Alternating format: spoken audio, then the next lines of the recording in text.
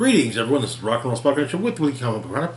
We've covered a few of this week's books so far, and now it's on to this week's Avengers-related books, starting with Avengers Forever, number 3. Where we left off,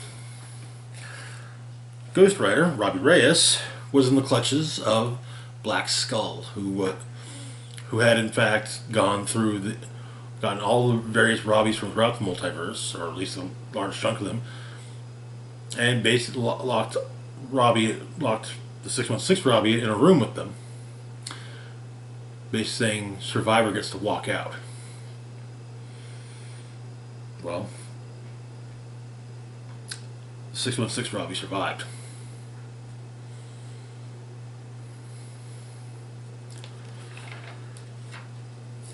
But he'd been paid a visit by Tony Stark, Ant-Man.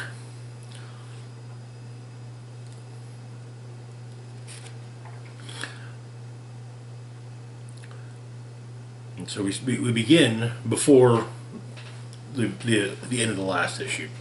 Tony talking with the other heroes he's assembled. In the case of Vision, literally,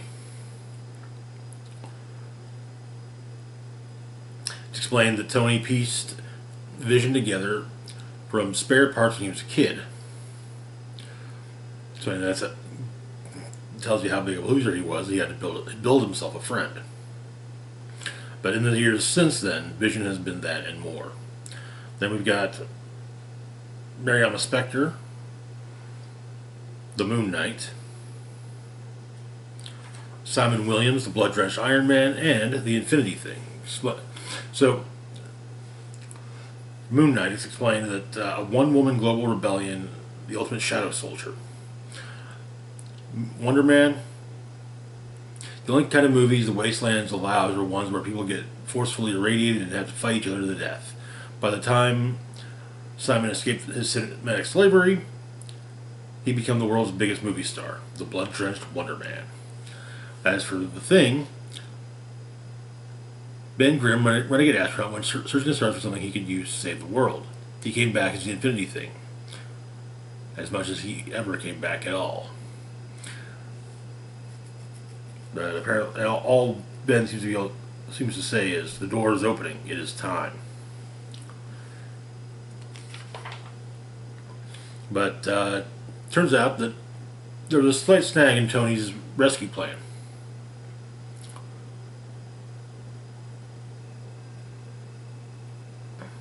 Robbie doesn't want to be rescued.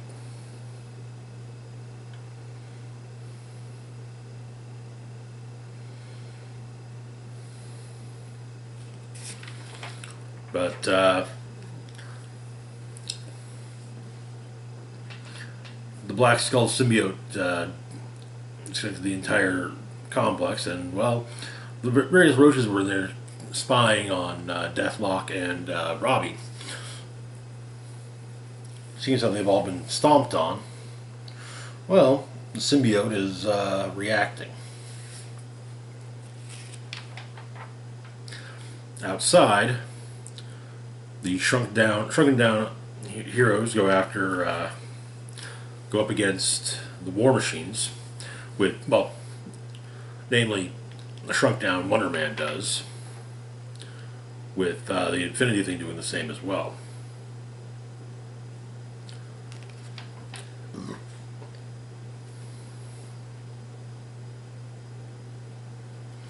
But Vision and Moon Knight are making their way into the Citadel to figure out, and they find a room full of dimensional doors.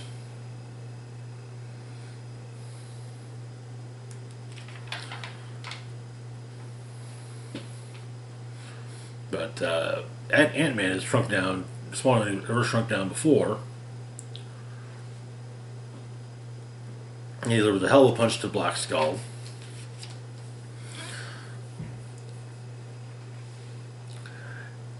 And he gives Ghost Rider an opening. And Ghost Rider explains that the symbiote is not a weapon. Or that Black Skull thinks that the symbiote is a weapon, a sword he can wield. but it's more like a living vessel with Red Skull as the engine. It's a vehicle. And Robbie is the all-rider, which means he can drive anything.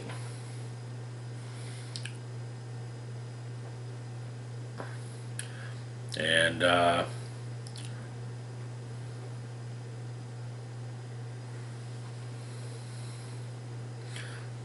Black Skull's defeated, and Robbie apparently has a new symbiotic leg, and the symbiote's also kind of bonded with his car.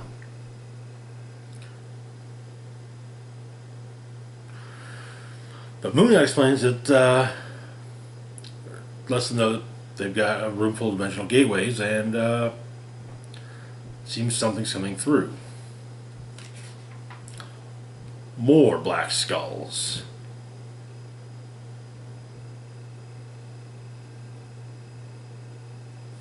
And that is where the issue ends. I like the I like what they're doing with Ghost Rider here. So in previous stories, for example, Empire and the first Starbrand story in Avengers, Robbie, when was able to take over specific items or vehicles, such as in the Starbrand story, Silver Surfer surfboard. In Empire, a Quinjet, which the Quinjet was basically firing penance missiles. So I kind of like that they're actually doing something with that, because it had been already hinted that that's not something that most riders could do. You know, every rider had their specific vehicle, and that vehicle was what got all fiery and hellbound when they not any other vehicle they happen to be driving. But with Robbie, anything he's driving becomes, well, a hell vehicle. Anyway, moving on to our next book, we've got Black Panther number 4.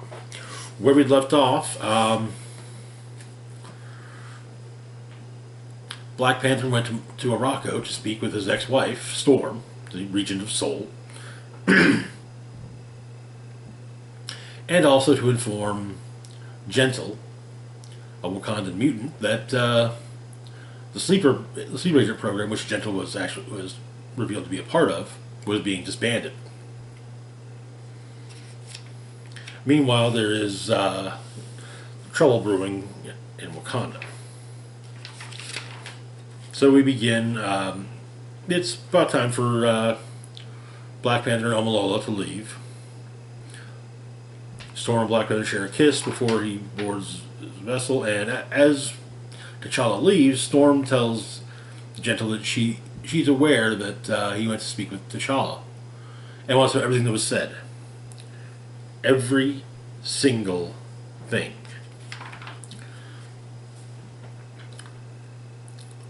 Omolola and T'Challa are talking about what's happened and his time on their visit to Arakko, and Omolola kind of chides him a little for lying to Storm. But back in Wakanda at Shuri's lab, Shuri's analyzing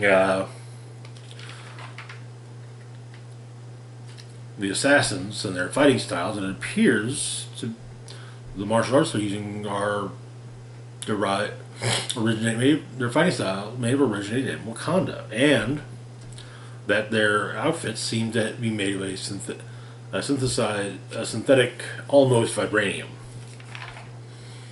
But the Prime Minister is talking with the leader of the Hatab-Zarazi. When the leader of the Hatab-Zarazi gets a call that there's a power cell overloading in Shuri's lab, leading to the lab exploding. Shuri survives, however, and she passes on her what she's learned to T'Challa. When T'Challa and Omolola return to Earth, they land in they land and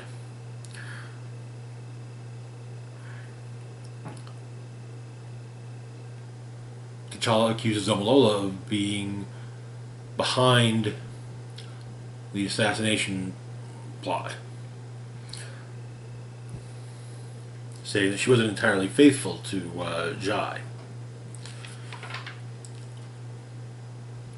The two of them armor up, they fight, and T'Challa manages to get the upper hand when Shuri arrives.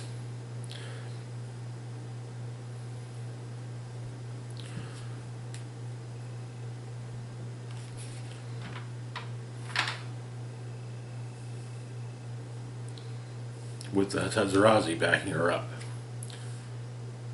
Though Ola insists she's not the one who's betrayed T'Challa. And that is where the issue ends. This current iteration of Black Widow is getting very interesting, to say the least. I'm liking the international intrigue angle. It's fun to see stories that aren't, the usual superhero type stories in superhero comics. But anyway, moving on to our next book, we've got Moon Knight number 9. So it should be noted that this takes place after the events of Devil's Reign, as Moon Knight is no longer imprisoned in the Myrmidon and seems to be able to operate freely. Last issue, Hunter's Moon had taken over the Midnight Mission in Mark's absence, but this issue begins with Moon Knight being thrown out of a house, landing, and shouting at the house that he's coming back, and he's going to kill someone. But he explained that this started like any other mission. People have been going missing, so he was going to find them. And he was going to grievously injure whoever had taken them. He explained, after escaping prison and little to no luck finding Zodiac, it seemed like a welcome return to the norm.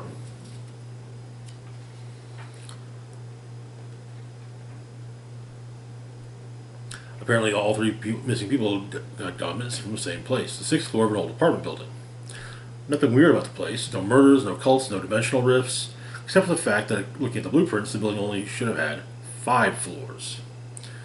The 6th floor was different. It was a maze, a labyrinth. Mazes have a purpose, to keep people away from something or to keep people in. The purpose of this one is the latter. It was a trap. Not a trap meant to kill, or at least not quickly. Air, water, and shelter, but no food.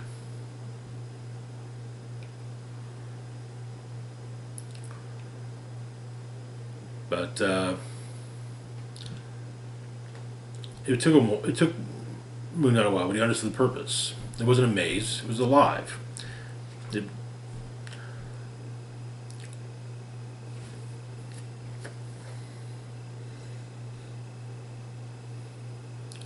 And he basically let the entity touch his mind, and that was when he was spat out. So he's explaining all this to his therapist, who in the last issue was visited by Zodiac.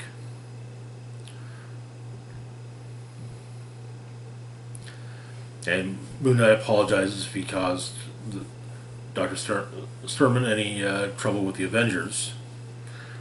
Explaining, and she explains she didn't report his missing sessions. But it turns out that Moon Knight had been trapped in the house for 4 days.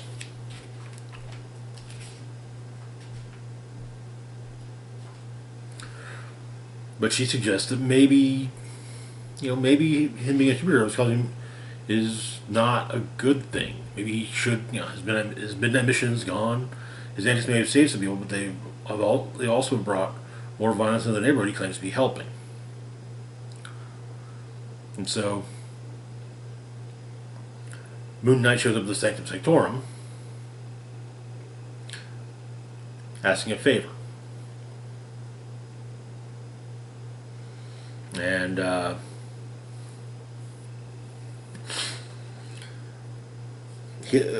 but he has a question for Wong about esoteric real estate.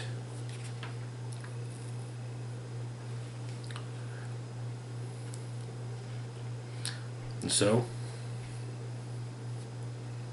Moon Knight goes in, and he explains he knows what it is. The House of Shadows, a living structure from beyond space and time. The house mixed it up with Doctor Strange and his friends a few times, and was banished over and over again. He explained that he was going to kill him. He was going to kill the house. Doesn't have any magic powers. Can't banish him like Stranger and his buddies. So he brought enough thermobaric explosives to level the building. But Moon Knight he understands the house now, because him and the house are the same. They just keep coming back, whether anyone wants them to. It's when it's a house and it wants to be lived in, even if it's a weird and alien and unwelcome. He has what it was like not to fit in, to be hated, to be unwanted. And Moon Knight makes an offer to the house. Let the people go and come with him. He explains that they both keep going back, but they both need purpose. And Moon Knight can offer the house something. The same thing that keeps him going. A mission. And so, the House of Shadows becomes the new Midnight Mission. But someone is watching. Apparently our Ravencroft escapee from a few issues ago. Terrorist by the name of Rutherford Winter, I believe. And that is where the issue ends. There hasn't been a bad issue of Moon Knight yet, to be perfectly honest. It's been a good. Every issue's been good, and this is no exception. I like that not everything is a problem solved by punching. Which, admittedly, Moon Knight is exceptionally good at solving problems by punching and cutting faces off and so on and so forth. But yeah, I like that they're showing him being able to solve a problem other than by punching it or blowing it up or carving the problem's face off. Anyway, moving on to our next book, we've got Captain America and Iron Man number 4. Where we left off, Cap and Iron Man were dealing with a rogue AI, the Overseer, and its robot drones, Myrmidons, as well as some former members of the Initiative, namely the extraterrestrial member known as 51 and the team he had joined known as the Paladins. So, also Veronica Eden, who had been 51's ally and had basically been trying to get closer to and had been who'd been trying to control the Overseer. Well, the Overseer broke up with her. And 51 ended up having to use the Hydra Supreme armor, the armor that Hydra Supreme Captain America used during the end of Secret Empire. And Tony suggests to Cap that he might not like it. Some of the things in it might help him. And so Cap puts it on, and Veronica tries to talk to the Overseer.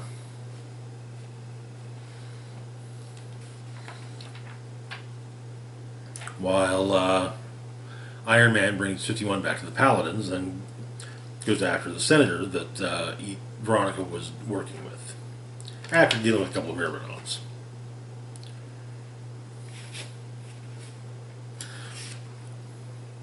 The senator is supposed to be having a lunch date, but apparently they've canceled. And he explains he knows what the senator and Veronica are planning. Veronica runs Hydra, Senator runs S.H.I.E.L.D. You know, they control both sides. But Tony explains that he was just a pawn to her.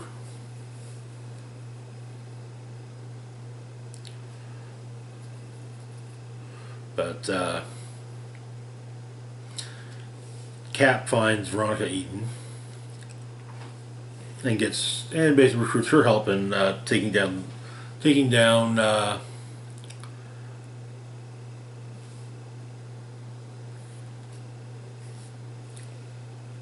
the Overseer and his Myrmidons.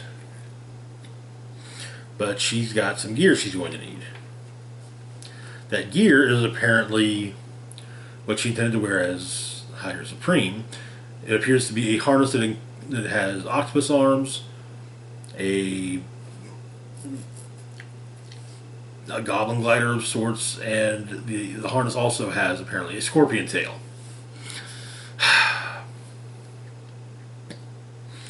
You got half the Sinister Six in one person. But Cap and Veronica deal with the Myrmidons while Tony is finding out everything that the Senator knows. And it turns out that the Paladins were part of the plan. They were supposed to be... They were knowingly part of the plan. They would basically be, used for photo ops, but then nothing ever happened. So they wanted to keep their image up. But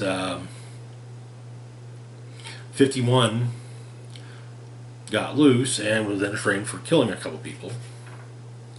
And now the Paladins have 51 back at their headquarters and are debating whether or not they're going to kill him or not. Rather than seeing which of them is going to be the one to kill 51. And that is where the issue ends.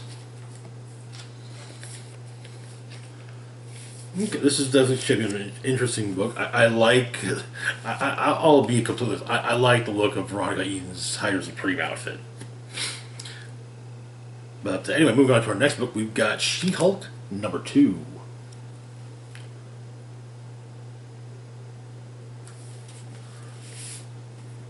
Where we left off, She-Hulk was returning to being a lawyer. She was basically allowed to borrow one of Janet Van Dyne's penthouse apartments, and she had an unexpected visitor her first night there. Jack of Hearts, who's supposed to be, dead. We had some background. Apparently, there was a time where Jack absorbed the gamma radiation from her. But Jen asked if she should call Reed or Tony or Hank. Though I think Hank's dead. But she asked him she's trying to find what's going on with him.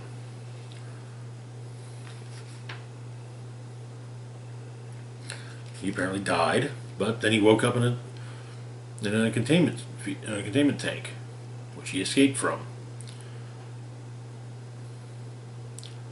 And he came straight to Jen's place, but he can't remember why. But he just knew he needed to talk to her. Apparently, he can follow her gamma signature.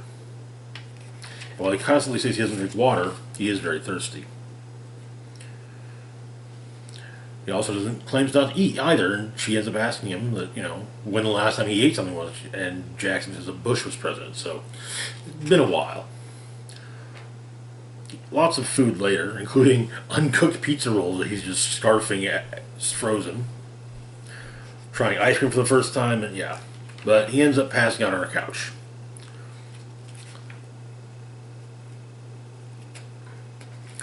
She puts a blanket over him, leaves him a note, and goes to work.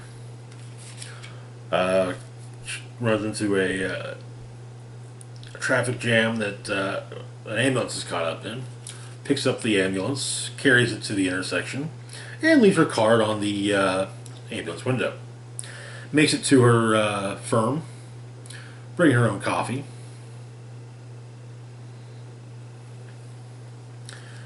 And it seems, however, that the lab that Jack escaped from is also very focused on her as well. And that is where the issue ends. I'm liking this, and I'm looking forward to. What I read of Dan Slott's She-Hulk run, I really liked, and I'm looking forward to where this one might be going. But anyway, moving on to our next book, we've got Spider-Woman number 20. Where we left off, the anti-Arachnine were forming. But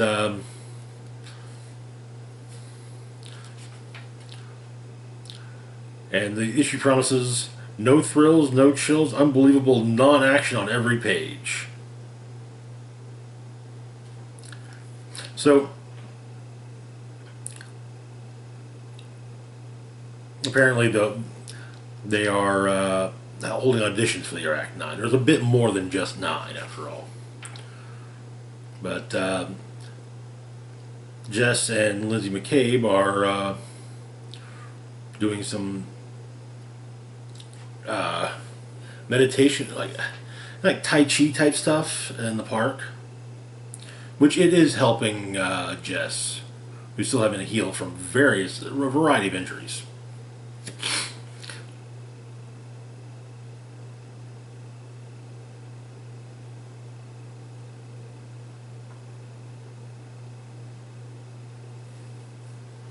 So some of the members present, we've got Stegron, we've got Jess's brother, his girlfriend Rose, Octavia Vermis, a moon beetle whose kingdom was destroyed by Spider-Woman and Captain Marvel. The moon beetle makes an attempt on Spider-Woman and is run over.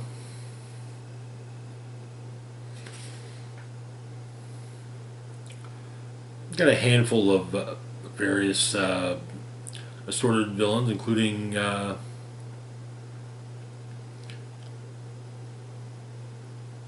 Chad O'Neill, the Irish assassin from Madripoor, who had been foiled previously by Spider-Woman and her partner, Lindsay McCabe. And yeah, everyone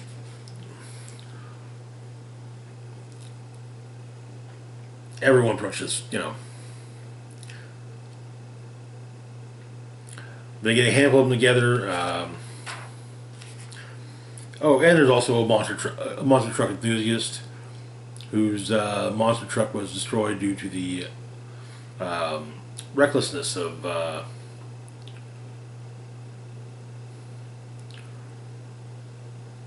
Jess. But he kind of feels he's already gotten his vengeance. He uses monster truck to go run over a motorcycle, making him the most successful member of the group so far, and leading Octavia to say that he's definitely in.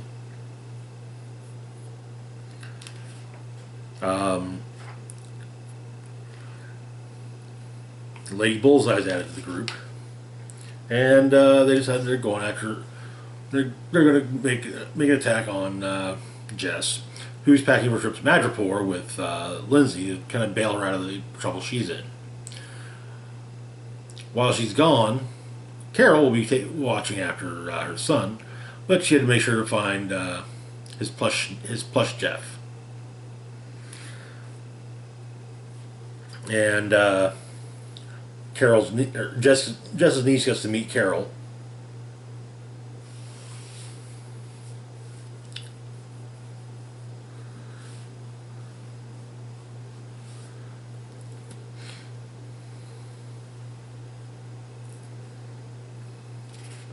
However, when she arrives to pick up the pieces she's ordered, well, the anti-Arachnine are there, ready to attack. And that is where the issue ends. it really they weren't kidding about there being. It's a fun issue, which is it's a fun issue. I'm digging the book, and that's honestly why it made the thumbnail. But yeah, that's gonna do it for now. As always, feel free to like, share, and subscribe.